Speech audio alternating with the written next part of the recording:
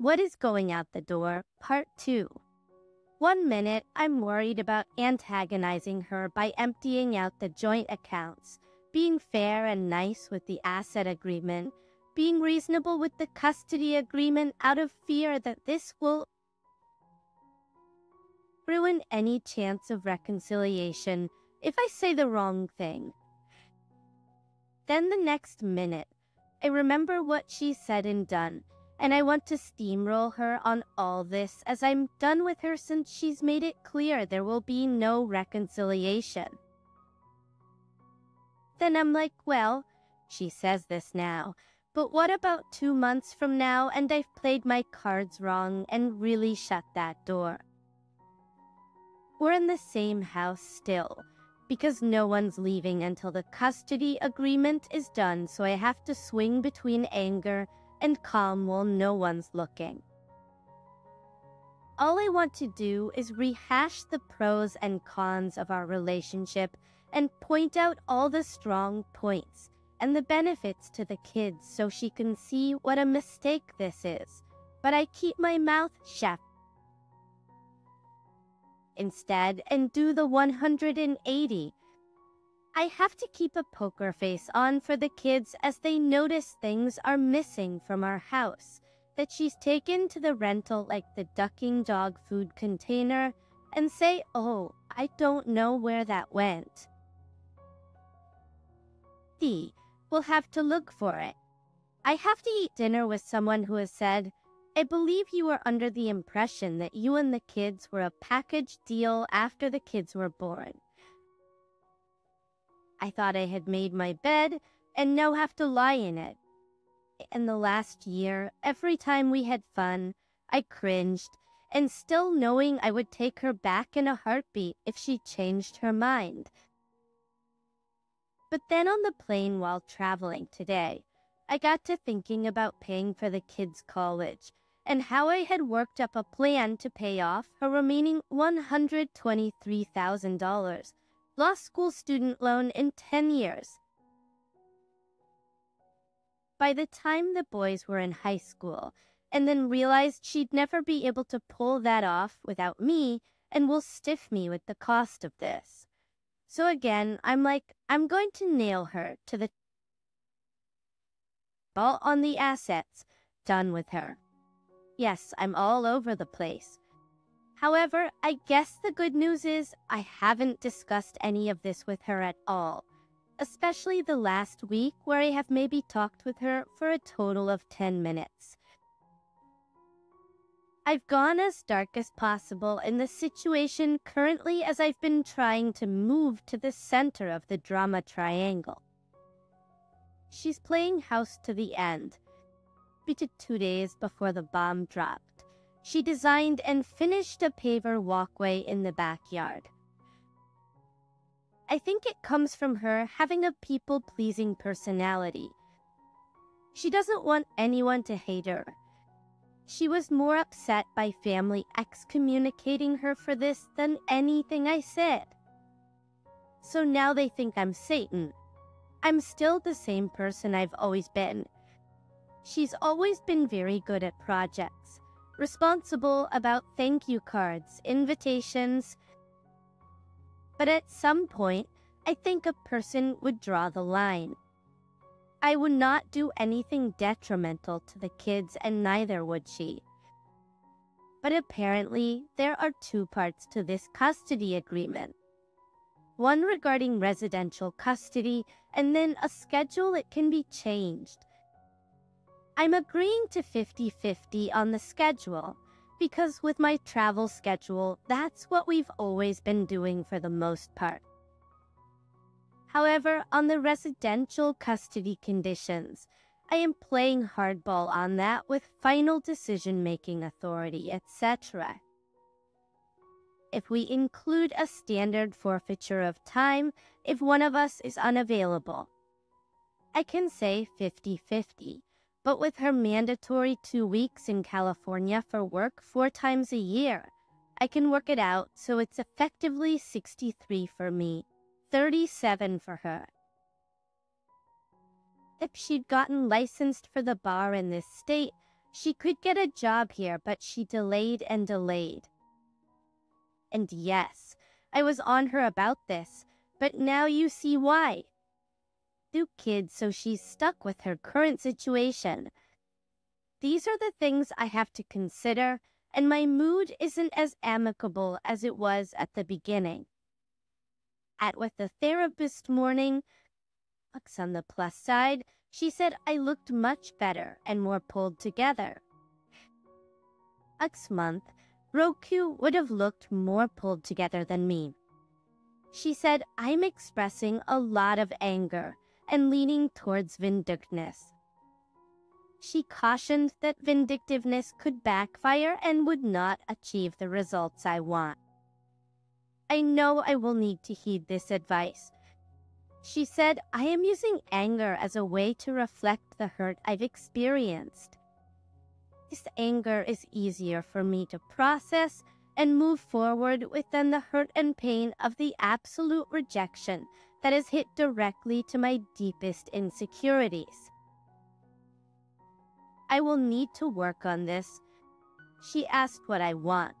What I want is to roll back the clock, make this all go away, and have an intact family again. Unfortunately, the reality is I will need to determine what I want moving forward because as of now, I do not know.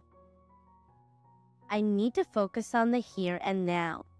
I need to pick up my kids from school. I need to take care of them this afternoon and evening. I need to work on this separation and custody agreement. I can't worry now about 10 years from now. I can't worry about dating. I can't worry about her dating, etc. I can deal with those issues when the time comes. I'm back from my trip, so I will see how this evening goes. An update. We had a family therapist appointment Friday that was originally scheduled for telling the kids this weekend, but since there's been no resolution, it turned into a general discussion. CBSU accused me of being childish and uncommunicative as I do not return texts, calls, let her know my schedule or whereabouts. Do not speak to her while at home. Do not look at her while at home. He decorated the house for Christmas without her, didn't put up her stocking, kept the boys too long over Thanksgiving, been making it impossible for her to manage her work schedule, etc. I know he hates me now, but we really have to communicate through this. Recall, I have been doing the 180 consistently for a few weeks. I replied that she has made choices and consequently, I am no longer here to be accountable to her or to accommodate her work schedule. I reminded her any text regarding the kids I reply to immediately. Also, I let her know I am available to discussion at home. But she has not initiated any. Therapist asked her if she really thought I would be up for sitting around chatting at night. And she said, I would if he would. Therapist asked about the custody agreement and CBSW indicated her attorney had been non-responsive on the draft. And she had still not returned the waiver to mine. Therapist was concerned about the tension between us for the kids and asked if we could do the separation before Christmas if we were unable to keep it cordial at home. We both assured her that in front of the kids we were fine. I reiterated, however, that CBSU was free to leave whenever, but the kids were not leaving the house until an agreement was signed. SBCU said I was doing this, so it was clear that she was the bad guy and the one who left cult. And I said yes. I also said that there is no way this agreement will be done in December and probably not January either. Therapist recommended just working out a schedule and getting through the holidays, which we both agreed we could do. At the end, there was a few minutes left and CSB asks if she could speak with therapist alone. I replied, "No, I'm not okay with that. She can book her own appointment and pay for it if she wants. Pay for it if she wants to talk about me behind my back." This prompted her to storm out of the office, slamming the door. Reading this, it seems pretty calm, but there was a lot of tension and heated words in the session. I know I was beyond angry, and I think she's extremely frustrated that she's lost control of me, and I'm not playing this the way she envisioned. Later that night, I took the kids to dinner with my mother, and TBSW texted if she needed to pick up dinner. I let her know I was with my mom and kids, and she texted she'll be coming over to join us. This took major courage, as she has not seen my parents since this started and knows how they feel about her at this time. She did join us, and we also went for ice cream afterwards. My mom says to me, "This is the craziest thing I've seen." Sunday, we split the time with the kids between birthday parties, Christmas lights at the zoo, church, and a service project caroling at a retirement center with their scouting troop, which I'm a co-leader. ST Bucks UC has really now gone out of her way to speak with me, let me know her plans and schedule, and be pleasant. She had an icy session after our family session, so I'm sure this was how it was discussed to proceed. I will be civil, but will not initiate any more than I have to, as I do not want to get sucked in by this. Moving forward, Step CW did sign the waiver and sent it to my attorney, so I will be doing some info gathering while waiting for the draft, and then we'll schedule an appointment probably for the week after next, as I will be out of town for work next week. Expect to change. I may be in the running for the longest in-house separation by the end of this. I don't want it to be like this between us. I know you are hurt and angry, and hopefully you'll move past it.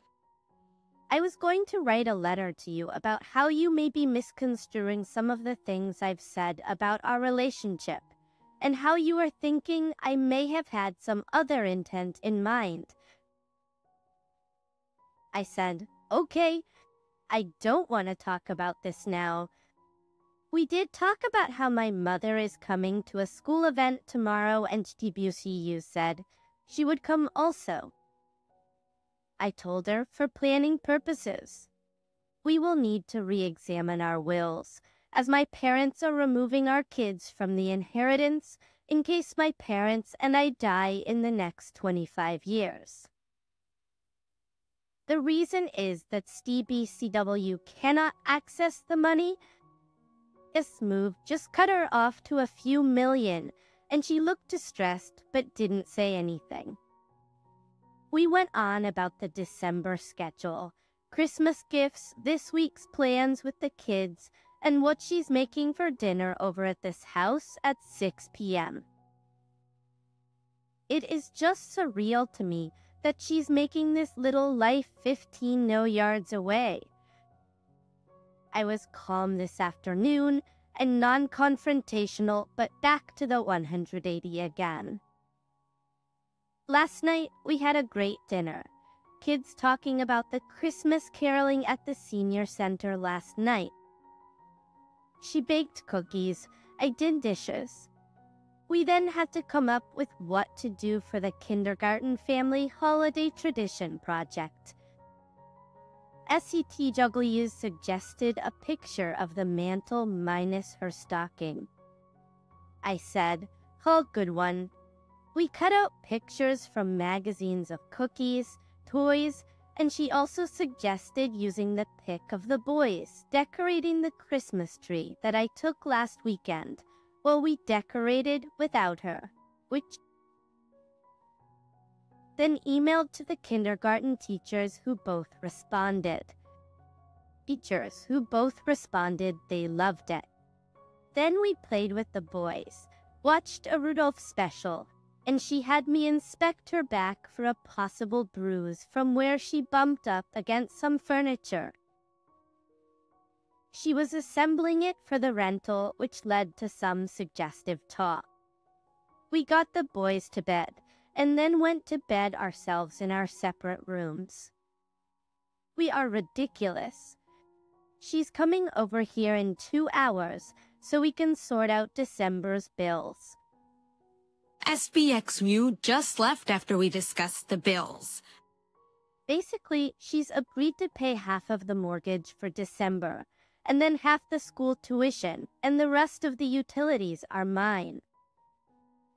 She's saying it's not fair for her to pay for the utilities, as she's still living here at my request, and she has to cover hers at the rental. Plus, she's been buying groceries for this house. She then stated that although her lawyer advised her that she didn't have to pay on the mortgage anymore, she didn't want to screw me, and will pay on that until I refinance it out of her name. Minus the property taxes, sometime next year. I calmly replied to wipe the self-righteousness off her face that she had signed the recent refinance papers and it was still her responsibility whether she's here or not. Also, I said, you can let your lawyer know I can make a few late payments on the mortgage and destroy your credit with no consequence to me as I already have the house and a new car. She said I would be doing that just to be vindictive, and I said, it's an option. Also, my request has been to not tell the boys before Christmas or their birthday on January 1st, and she had not left previously because of this unresolved custody issue that she has delayed on, and now it was too late for this year. I find this so maddening. She's trying to turn this back on me with, I know you're angry and you're trying to make it difficult for me. Like I'm the one in the wrong and being unreasonable. I get sucked in from the normality of last night to really facing that she's done while we are still interacting every day. It's such an up and down. It's such a being trying to do this 180 while we are still interacting every day.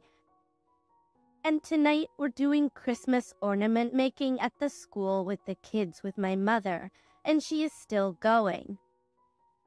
So I stopped by STPLC's rental on the way back from the gym, as I know the sight of my sweaty body brings out an animalistic passion in her. Check earlier posts to verify non-accuracy of that statement and to apologize for the credit threat I made. She was appreciative of the apology and wanted to talk about art and how she's been working with her therapist as she's been so upset that everyone now thinks she's run a scam on me and no one speaks with understands why she's made this decision except her 3-time married mother and one flaky friend in Los Angeles. Snippets of this conversation include, my therapist said I lacked insight into the feelings needed for a long-term relationship. Mind you, we've been married 11 years. But when we had the kids, I thought we'd be together forever. Why would I move to your home state and away from all of my family and friends if I didn't love you and try to make this work? It's not been just the past 3 years of your behavior. I loved you and will always love you. I responded, you are saying 2 different things here and I have no idea what you are really saying. At this point, we had to leave to get ready for ornament making with P2 at the kids' school with my mother. My mom said watching her go on and on with the other parents, accepting an invitation to a neighbor's Christmas party, and commenting on how much she loved our new house, wanted to make her slap her. Yesterday, we removed each other as beneficiaries of our life insurance policies, and then she comes home and makes dinner and straightens out the pantry from where I bought groceries. I bought groceries that afternoon. This is the craziest situation I've ever been involved in. Last night, I took the kids to dinner while Stevie XU was Christmas shopping and got a haircut. My one boy had been missing Stevie was D during dinner and saying how much he wanted to see her as he hadn't all day. She left for the secret office before they got up for school. As I pulled into the driveway, they saw she wasn't there, and he started crying because he could see she wasn't home. My other boy said she stays away now because she hates us. She hates me and Daddy. I said, no, she doesn't hate you. And he said, yes, she hates us because why would she always leave us? But mind you, one of my sons with behavioral and self-esteem problems can barely pull it together on a good day. I put the kids to bed and she got home about 9:30. I debated telling her what the boys said, but then decided to. And she downplayed it, saying, oh, son is always saying those kinds of things. When you are on work trips, they ask why you have to go so much. I'll talk to them. Although I wanted to yell the point home, I calmly said, no, this is different because they know I'm working and they now know you are choosing to remove yourself. I thought you may want to know. This has always been my concern. And then I left the guest bedroom. This, my friends, is what I've been trying to avoid. I'm a grown man who didn't get together with Stevie's CU until I was 31 and have been around the block a time or two in relationships and could handle this okay if it were just between me and her. Not doing this to 5-year-old children, I find totally unacceptable. I think I'm fueled by rage at this point. So, I just called SDW to ask her to pick up the boys from school as I have a plumber coming over and I can't. She says she talked to them about what they said last night and assured them that she would never leave them. I felt like shouting, but you are about to walk out on 50 of their lives. If that's not leaving, what is? But I didn't. I received the first draft of the custody agreement Saturday. Last night, Stevie CUA and I were discussing it, which led to a heated discussion at first, then some rational talk. Basically, she said I was obviously angry and hurt and going out of my way to make things difficult and to get back at her, which I agreed I was doing as I am finding it very hard to be agreeable. I said I was torn between cooperating fully and making her life a living hell for what she's put me through, and I haven't decided which way I'm going to proceed yet. She did a chronology year by year of RA and whether that year was a good one or a bad one, ending basically with I blew it the last 3 years. Rahesh, etc. Interesting question was, would you want me to stay knowing how I feel now? Which I answered, it's not as is, but if we work together, which was shot down. So I asked, why ask these questions then? Another good one was, what do you want? I answered, I really don't know now as I can't see how this is going to work moving forward. I admit you are right, Kitty. She is overdone, put a fork in it, and I have to accept this. So hard for me to let go, though. I think so much of this is fear. Fear of the future, fear of not finding someone else, fear for the kids. I have to decide how to play this, as she will make this very amicable if I go with it.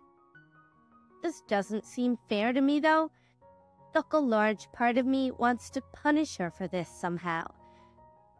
I'm in Ek, but my therapist canceled my appointment last week due to a death in her family.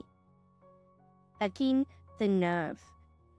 And I'm traveling this week, but I have 2 sessions scheduled for next week with our family therapist.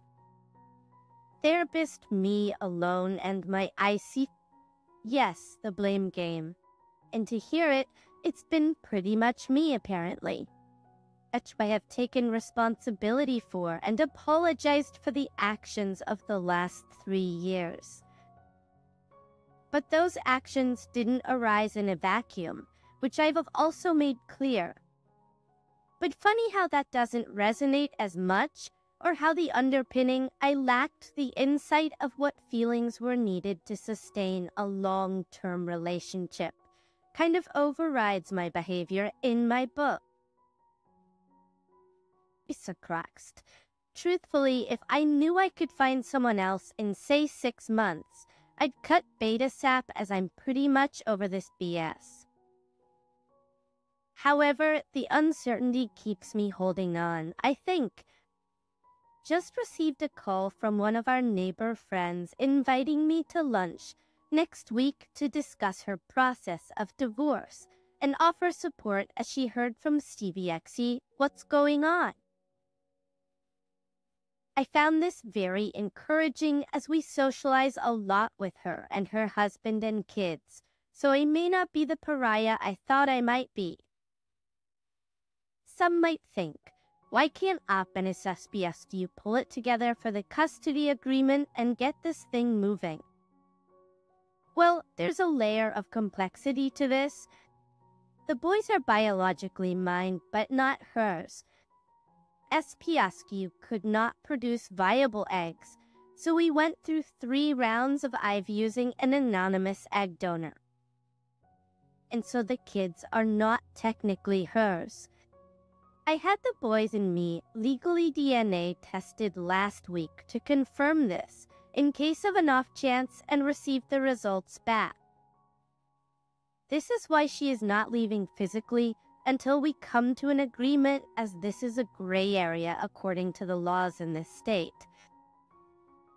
I have discussed this previously with my attorney and now have all the documentation to come up with a custody strategy.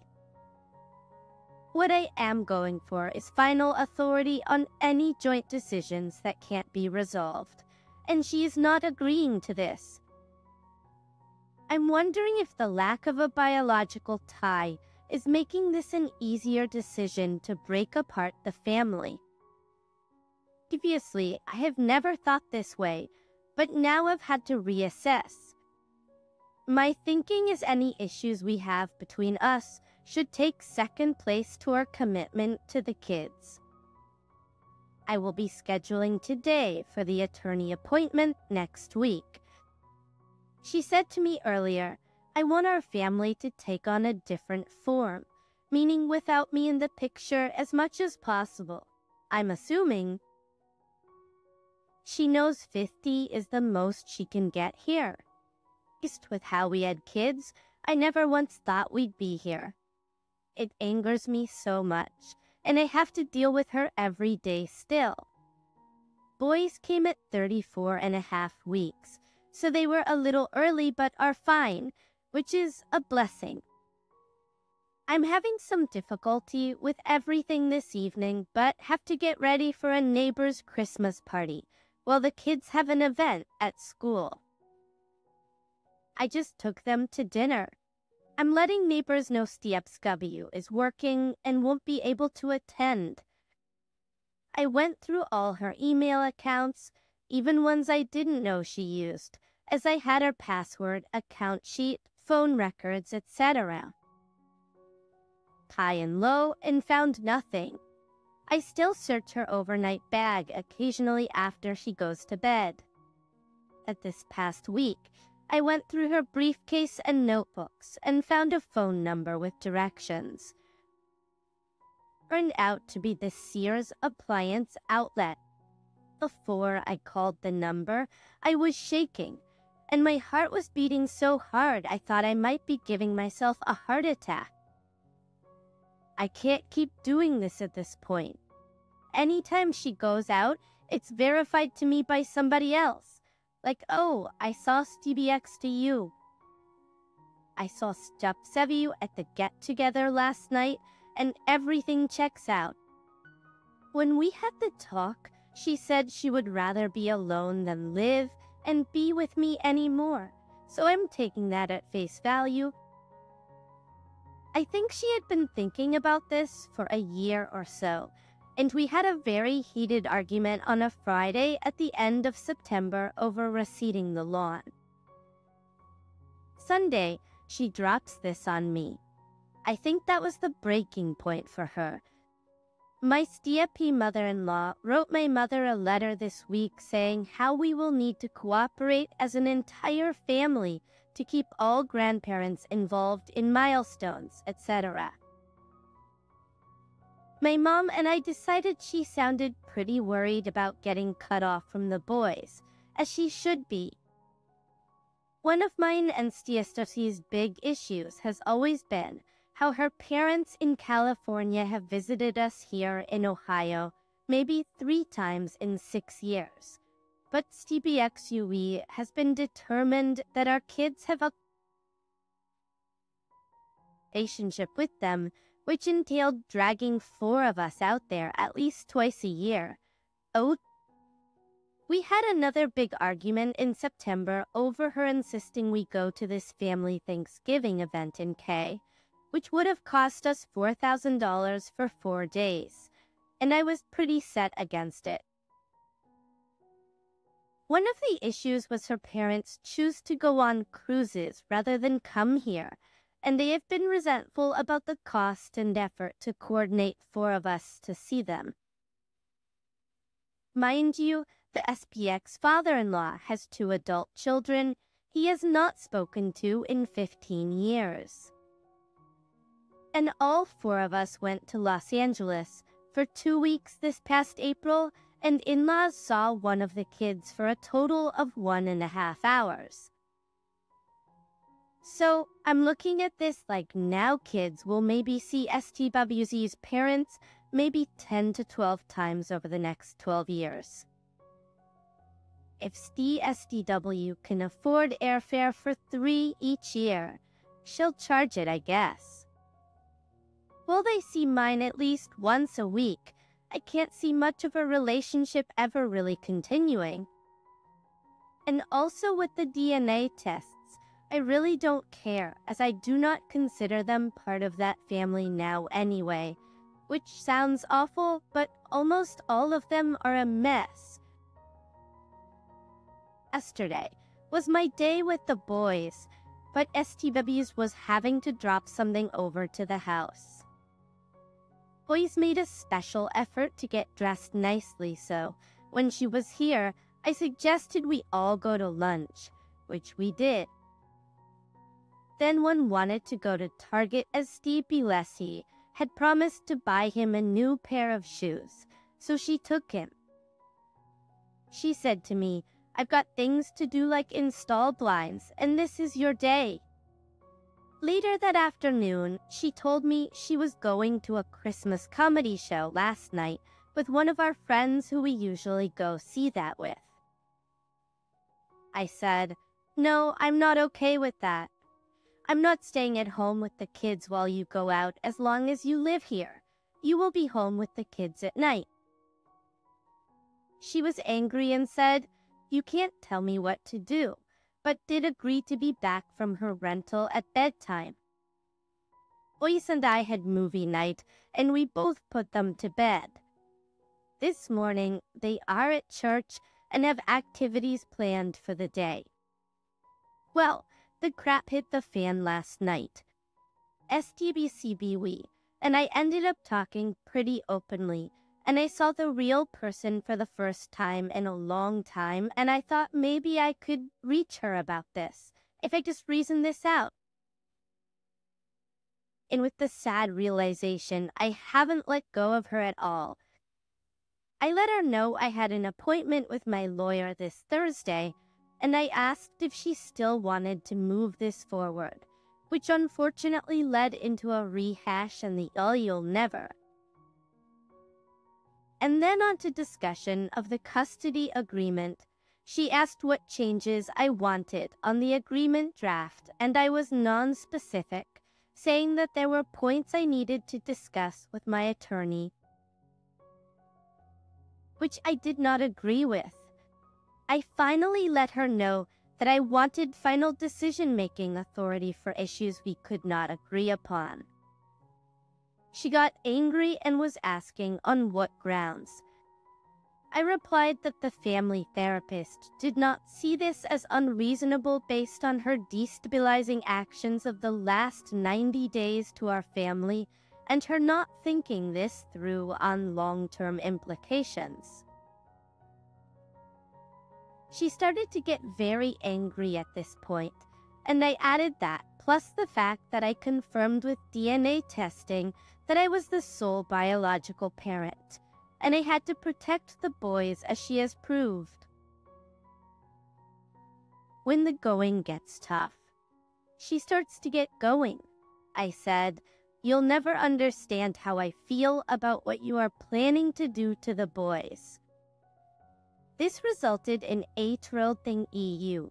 That is unforgivable, and I hate you right now, and storming off crying. I felt terrible for about 5 minutes, but then had to tell myself that I am not the one that put this in motion. I'm not the one unwilling to work on our marriage. I'm not the one walking out on 50 of my kids' lives. I'm not the one risking their well-being. I'm not the one breaking our family apart. This morning, she didn't speak much to me and left right before Adam for an appointment she made late last night, which I'm assuming is either her lawyer or the IC. I'm frustrated with myself as I was planning to hold off on all this until after I met with the lawyer in Christmas. But I couldn't hold it back. I'm feeling like I kinda screwed this one up. We walked through the first draft of the custody agreement and what I wanted. I realized that we would need to arrange equally 50-50. Everything we have planned, how we interact, do things with the kids, what we have taught them has always been equal. I have school placement custody, and there are some tweaks, but we should be able to hammer this out soon. I realized my need to control the kids are not going to fly if it went to court, but school placement would prevent her from moving back to K with them. It's all subject to change if circumstances change and the court can be petitioned.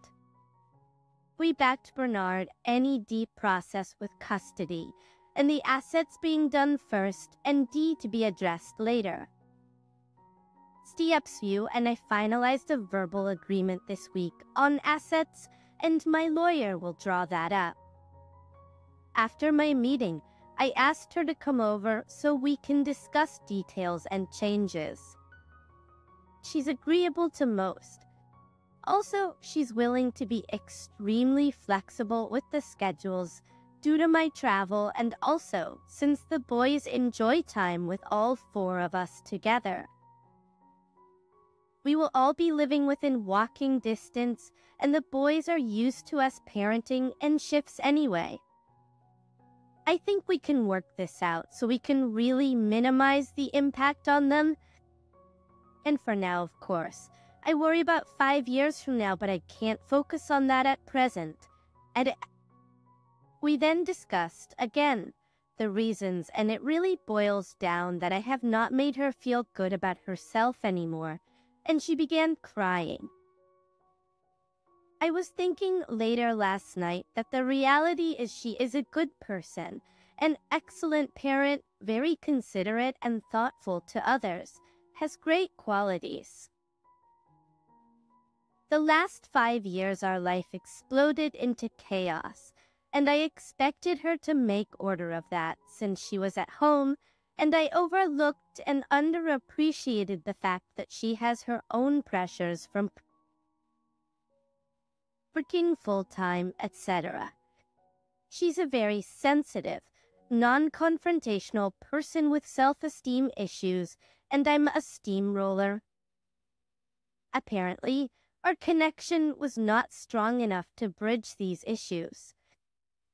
I've wanted to vilify her as the bad guy since she made a unilateral decision on this, but I do see where she is coming from.